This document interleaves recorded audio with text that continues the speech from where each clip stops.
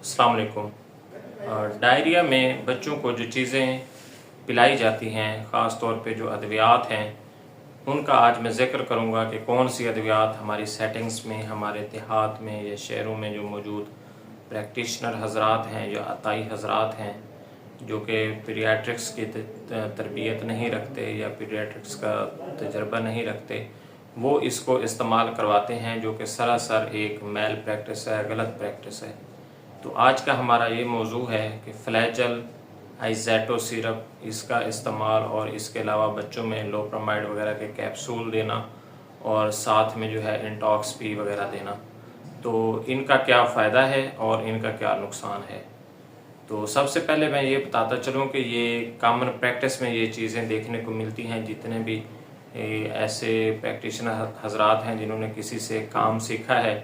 तो वो डॉक्टर साहब को वो कॉपी करते हैं चूँकि, और उसका एक फीडबैक होता है, तो उस वजह से वो समझते हैं कि ये चीज़ें इसका वाहिद हल हैं और आखिरी हल हैं। तो वो अपने आप को बड़ा डॉक्टर साबित करने के लिए इस तरह के टोटके जो है ना वो फौरी आजमाना शुरू कर देते हैं, ताकि मरीज़ जो है उसको फौरी से रिलीफ मिल जाए और उनके झंडे गाड़ दिए जाए। तो ये ऐसा नहीं है, आपके झंडे इससे नहीं गड़ेंगे बल्कि इससे पेशेंट भी ख़राब होगा और खुदा न खास्ता मरीज़ की जान भी जा सकती है, और उल्टा आपकी जो है वो बदनामी होगी, पेशेंट के मल्टीपल विज़िट्स होंगे, आपसे भी ठीक नहीं होगा, अगले बंदे से भी मुश्किल से जाकर ठीक होगा। तो सबसे पहले ये है कि आप मैल प्रैक्टिस ना करें, आप फ्लैजल का अंधाधुंध इस्तेमाल ना करें या उससे मिलते जुलते सिरप लाइक एंटामिज़ोल वगैरह और आइज़ैटो वगैरह या डायटोज़ॉक्स, इस तरह के जो नए फार्मूले हैं, फ्यूरामिड वगैरह है, तो वो आप ट्राई ना करें, बल्कि आप कोशिश करें कि उसका डायग्नोसिस बनाएं। अताई हजरात जो कि डायग्नोसिस नहीं बना सकते, तो उनको मेरी गुजारिश है कि आप तो बिल्कुल ही इलाज ना करें अगर आपके पास छोटे बच्चे आ गए हैं तो, क्योंकि छोटे बच्चे जो है ये एक रिस्की डिसीजन है। आप अपने पैसों की खातिर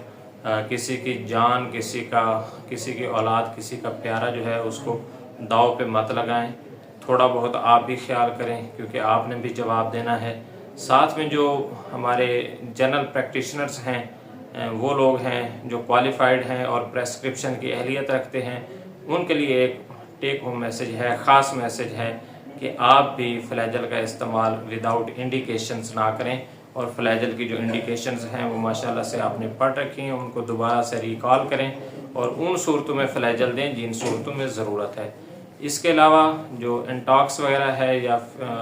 इसके साथ लोप्रामाइड के कैप्सूल हैं, तो वो भी आप तभी इस्तेमाल करें जब आपको उसका कोई बेनिफिट या एडवांटेज नज़र आए। अगर वो आपको नज़र ना आ रहा हो और उल्टा आपको ख़दशा हो कि इससे बच्चे की जो तबीयत है वो बिगड़ सकती है, तो वो आप इस्तेमाल ना करें, क्योंकि ये ऐसी चीज़ें हैं जिससे बच्चा जो है वो एक्यूट एब्डोमेन का शिकार हो सकता है और नहायत ही एमरजेंसी में जाकर उसका जो पेट है वो फूल सकता है। फूलने से जो है उसकी ऑब्स्ट्रक्शन वगैरह हो सकती है, जिसको फौरी सर्जरी वगैरह की ज़रूरत होती है। तो आज का हमारा ये टॉपिक था, ये आप मुलाहिज़ा फरमाएँ और